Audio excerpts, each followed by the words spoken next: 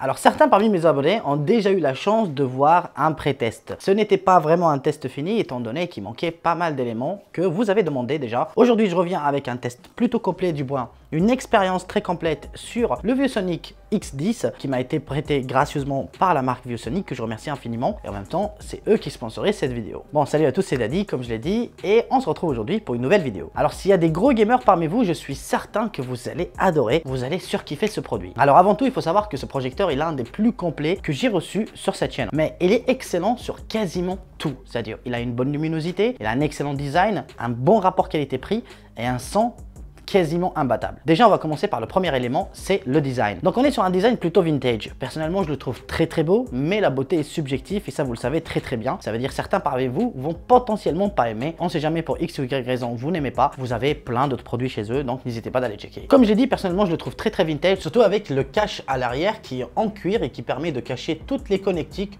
Franchement, je trouve qu'il est très beau et en plus, ça garde ce côté très vintage. Mais en toute honnêteté, je trouve qu'en termes de finition, il est plutôt très bien. Alors bien sûr, pour projeter l'image, vous avez besoin d'une LED.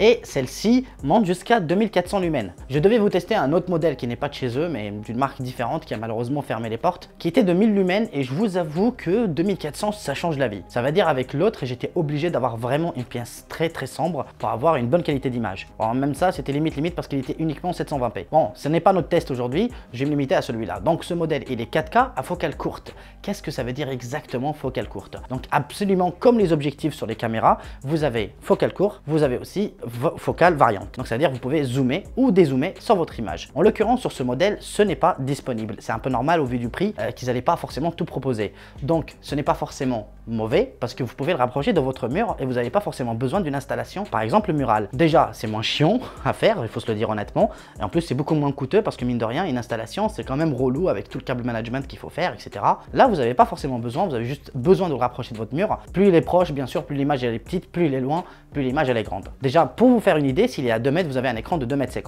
Vous avez compris, s'il est à 3 mètres à peu près, vous avez un écran équivalent quasiment à 4 mètres. C'est énorme.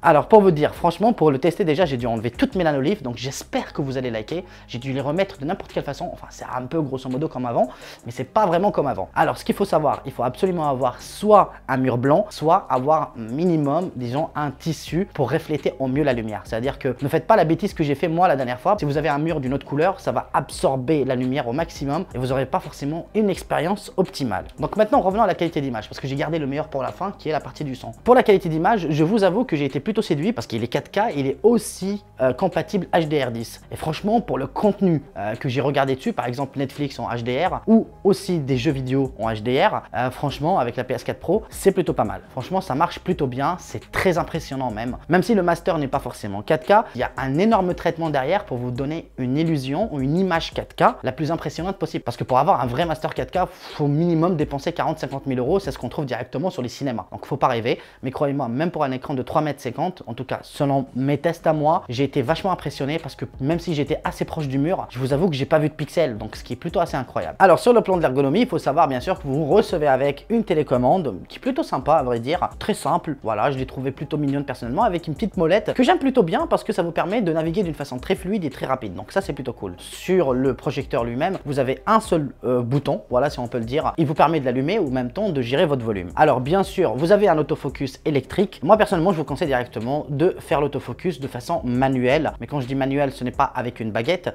c'est directement avec le bouton qui est sur votre télécommande, ça vous permet d'avoir potentiellement un meilleur piqué. Si vous trouvez que l'image elle est parfaite, vous n'avez pas forcément besoin de le toucher, mais si vous jugez qu'elle n'est pas forcément très piquée ou voilà, vous pouvez toujours refaire votre focus, même si vous êtes à 4 mètres, franchement, vous aurez une image exceptionnelle. Alors sur le plan de l'interface, sachez qu'il tourne sous un OS plutôt, on n'est pas sur du Android, même si j'ai comme l'impression que c'est un noyau Android, mais vous avez une interface plutôt avec Aptoide. Donc c'est très simple aussi, vous n'avez pas forcément beaucoup de choses, ça marche simplement, très bien, c'est tout ce qu'on lui demande. Alors en termes de connectique, sachez que vous avez pratiquement tout ce qu'il vous le faut, vous avez de l'USB 3, de l'USB 2, vous avez de l'USB type C, vous avez du câble Ethernet, vous avez aussi le câble optique, vous avez un dongle pour le Wi-Fi ou le câble d'alimentation, le HDMI, le USB-C normalement, j'espère que je ne me suis pas répété. Vous avez aussi une sortie, une entrée jack, donc vous avez quasiment tout ce qu'il faut. Alors arrivons maintenant au plus important. Pourquoi je trouve que ce projecteur est potentiellement l'un des meilleurs, voire le meilleur du marché pour ce prix, qu'on se met bien d'accord. Le partenariat qu'ils ont mis en place avec Harman Kardon fait de leur produit l'un des meilleurs du marché. Et pour une raison assez évidente, c'est que la qualité de son, elle est exceptionnelle. Très très puissant, même s'il n'est pas forcément certifié Dolby. Et j'ai l'impression que j'étais dans un cinéma pour vous le dire.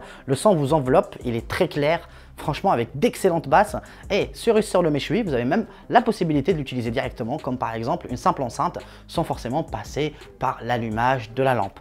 Voilà, donc vous pouvez l'allumer directement comme une enceinte. Ça, c'est plutôt cool, c'est-à-dire ça fait 2 en 1. Au lieu d'avoir juste un projecteur, vous avez un projecteur plus une enceinte extrêmement puissante, avec un son très spacieux, très précis, avec beaucoup de basses, pas mal de clarté. Franchement, j'ai beaucoup aimé. Et pour les gamers, je suis certain que vous allez adorer HDR10, plus un son très proche du Dolby, en tout cas très spacieux, qui enveloppe complètement votre pièce. Croyez-moi, vous allez halluciner, vous allez surkiffer, vous avez l'impression d'être dans un immense cinéma en train de jouer à votre jeu, que ce soit Fortnite ou peu importe au jeu que vous préférez. Personnellement, par exemple, j'ai joué à Tomb Raider et à plein d'autres jeux et honnêtement, j'ai beaucoup apprécié. Voilà, donc vous trouvez ce projecteur dans les alentours de 1400 € à peu près. Franchement, vous avez un produit plutôt complet. C'est comme si vous avez une immense télé, voilà, avec un son extrêmement bien foutu et tout ça qui est en interne. En plus de ça, vous pouvez bien sûr télécharger plein d'applications via Aptoide, par exemple comme Netflix, YouTube, etc. Et vous regardez directement votre contenu dessus. Donc ça, c'est plutôt cool. Ou encore plus simple, si vous avez une box à côté, ça sera encore la cerise sur le méchoui. Comme ça, vous pouvez regarder vos matchs directement dessus, sans forcément passer par la connexion du produit lui-même. Voilà. En plus de ça, comme j'ai dit, il n'est pas énorme, il ne prend pas beaucoup de place, il est très design, très discret, il ne fait pas de bruit. Ça, c'est très important parce que malheureusement, les produits que j'avais eu avant soufflaient énormément. Celui-là, il ne souffle absolument pas. Donc ça, c'est plutôt génial. Voilà, c'est la fin de mon test en tout cas, j'espère que vous l'avez kiffé, n'hésitez surtout pas à me le faire savoir dans l'espace commentaire. Voilà, partagez, likez et on se dit à très vite pour une nouvelle vidéo. Allez, adios!